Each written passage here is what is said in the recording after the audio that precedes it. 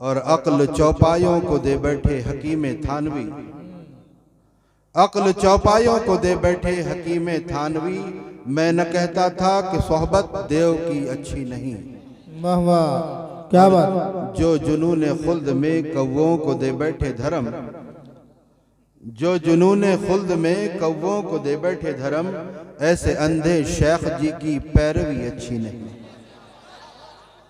और मौजूदा हालात को जहन में रखें। एक तरफ नारा लगता है कि हिकमत और मसलहत का तकाजा यह है, हालात अभी साजगार नहीं है, खामोश बैठा जाए।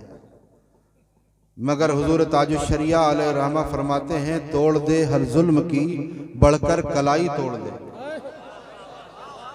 तोड़ दे हर जुल्म की बढ़कर कलाई तोड़ दे, तो गुलामे मुस्तफा है बुज़दिली अच्छी नहीं। सुभान अल्लाह, सुभान अल्लाह है बुज़दिली अच्छी नहीं।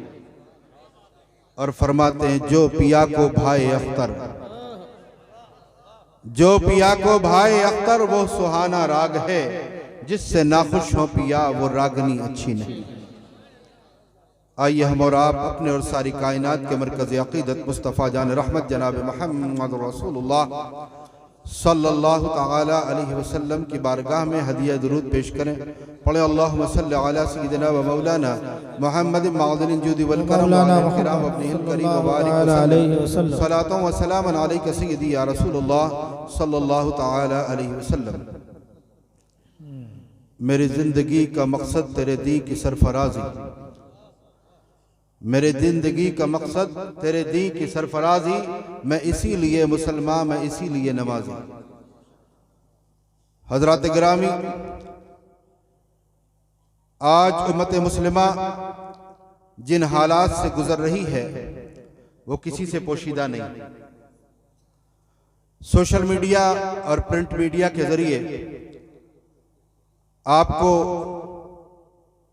हालात से मुस्तकिल आगाही होती रहती है।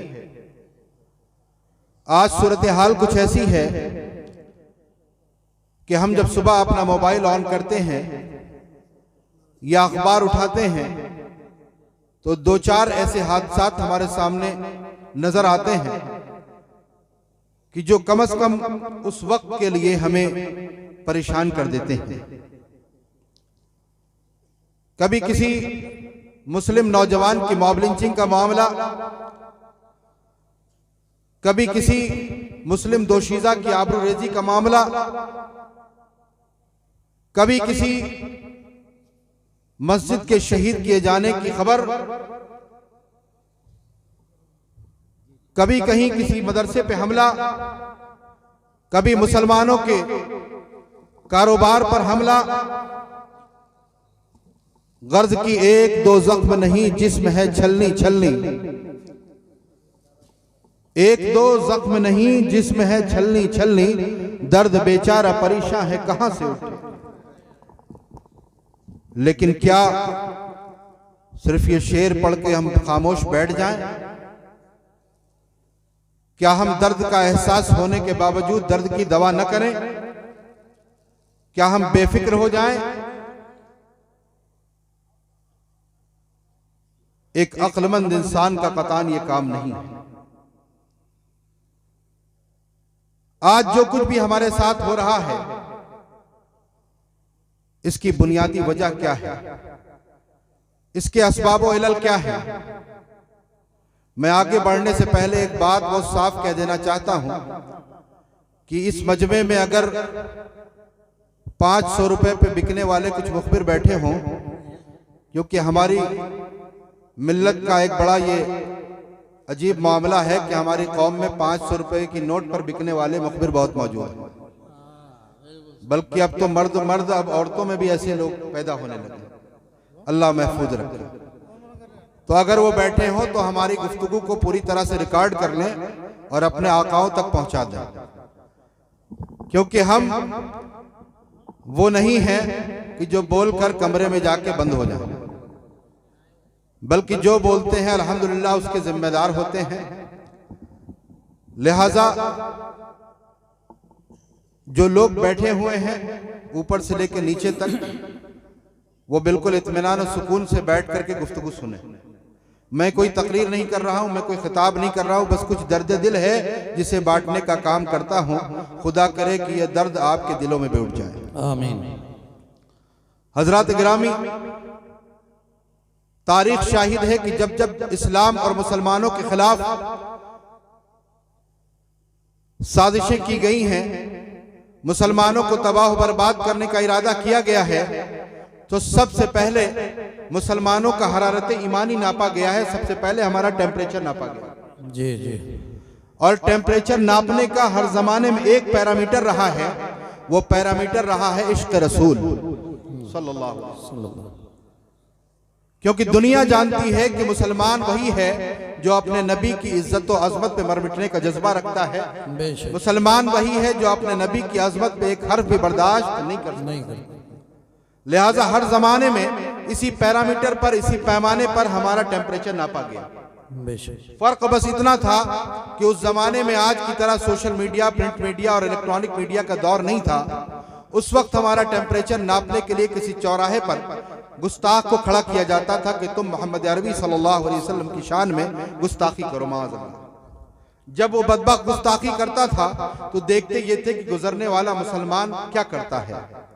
अब देखते ये थे कि मुसलमान जो वहां से गुजरता है वो उसके खिलाफ आवाज उठाता है, एहतजाज करता है, कोई उस पर हमला कर देता है। गर्ज की हर एक मुसलमान अपनी अपनी कैपेसिटी, अपने अपने इस्तिताअत के मुताबिक वो सरापा एहतजाज बन जाता है।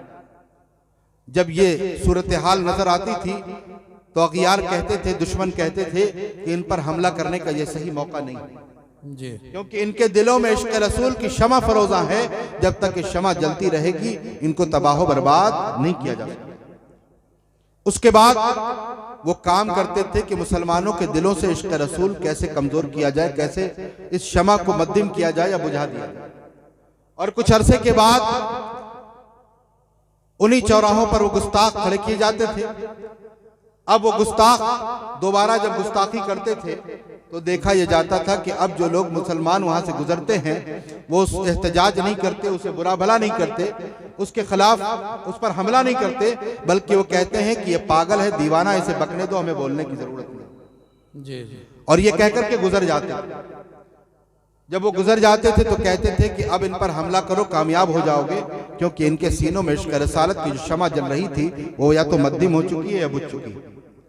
तारीख शाहिद है, उलमा बैठे हैं, स्पेन की सरजमीन पर इसी तरह से हमारा टेम्परेचर नापा जाता रहा और नाप नाप करके हम पर हमले किए जाते रहे। वो स्पेन जहां तकरीबन 800 साल इस्लामी हुकूमत रही, आज उस स्पेन में इस्लाम के नामलेवा नजर नहीं आता।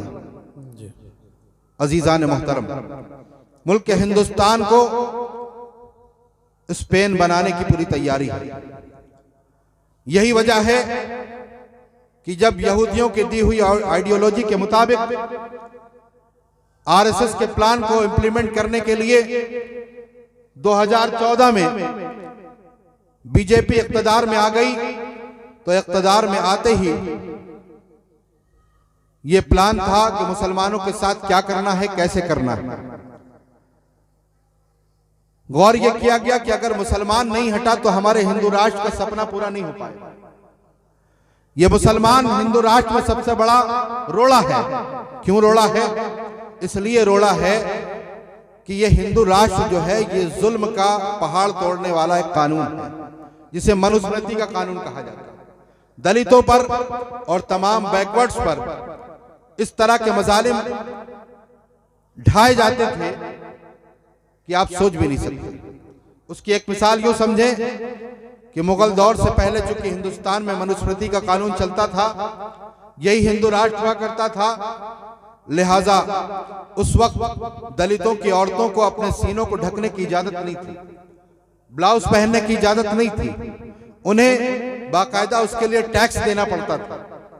और मर्दों का मामला यह था कि मर्द जब उनके इलाके से गुजरे तो आगे एक मटका बंधा हो और उस मटके में वो थूकें ताकि बाहर उनका थूक भी ना गिरे, इतने उनको नापाक समझा जाता था।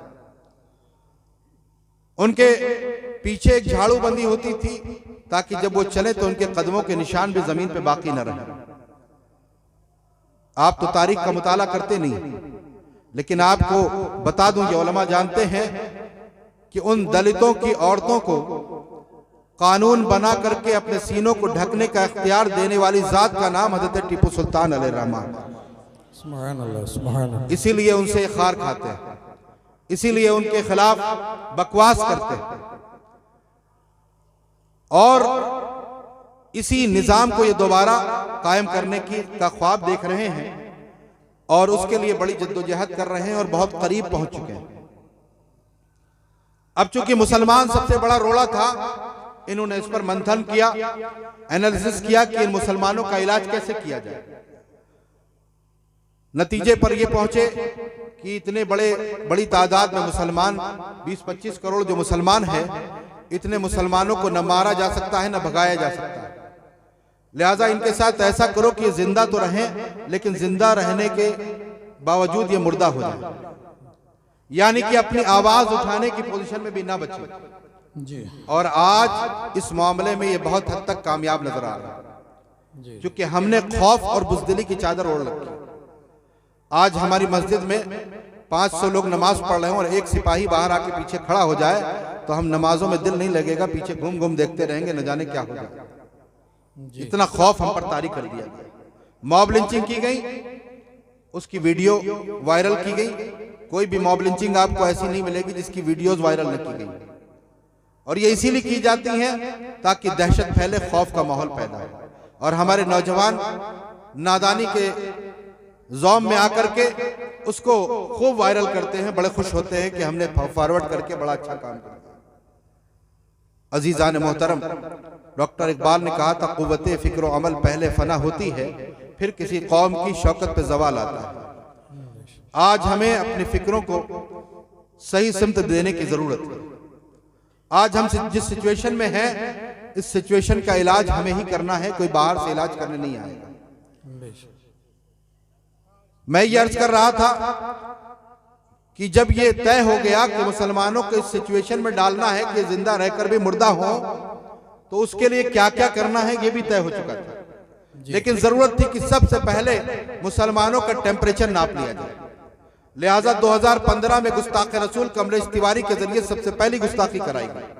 जब वो गुस्ताखी हुई तो उसके खिलाफ पूरे मुल्क हिंदुस्तान में एहतजाज हुआ, लोग सड़कों पे आए, आपके शहर में भी एहतजाज हुआ। पूरे मुल्क में मुसलमान बेचैन मुस्तरिब होकर के सड़कों पे आया, एहतजाज किए, रैलियां निकाली, मेमोरेंडम दिए, गर्ज की जो कर सकते थे वो किया। जब ये महसूस किया गया कि इस गुस्ताख को ऐसा ना हो कोई वासिले जहन्नम कर दे, तो फौरन उसे सलाखों के पीछे पहुंचाने का काम शुरू हुआ। उसे सलाखों के पीछे भेज दिया गया।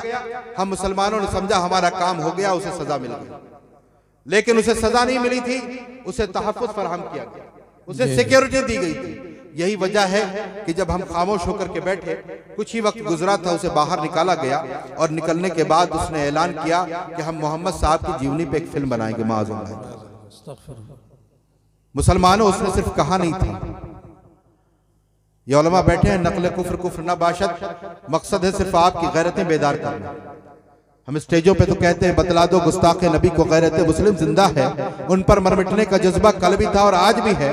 जो जान मांगो तो जान देंगे, जो माल मांगो तो माल देंगे, मगर ये हमसे ना हो सकेगा, नबी का जाहो जलाल देंगे।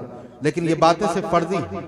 ये सब यहाँ जब तक आप बैठे हैं तब तक है, उसके बाद जान क्या देंगे? आप तो जाके फजर की नमाज भी अक्सर लोग नहीं पढ़ेंगे। जी जी। जान तो बहुत दूर की बात आता है, हम जान देने की बात पहले करते हैं। अरे जान का नंबर बहुत लास्ट में आता है, उससे पहले बहुत कुछ है। तो हमारा मामला यह है। उस बदबख्त ने एक यूट्यूब पर ट्रेलर लॉन्च किया, एक वीडियो डाली जिसका नाम रखा माज़अल्लाह सुम्मा माज़अल्लाह, रंगीला रसूल कहिए माज़अल्लाह सुम्मा माज़अल्लाह। इतना घिनौना नाम। उसके बाद चाहिए तो यह था कि मुसलमान अपना चैन और सुकून तर्क करके मैदान अमल में आ जाता और खड़ा हो जाता और अमली तौर पर बताता, कहता कि बतला दो गुस्ताख नबी को गैरत मुस्लिम जिंदा है। मगर अफसोस का मकाम यह है कि उसके बाद जो सन्नाटा छाया, जो खौफ था, उसके बाद हमारे अंदर कोई हिम्मत न रही और हम बैठ गए। नतीजा क्या हुआ कि एक के बाद एक गुस्ताख आया और गुस्ताखी करता रहा।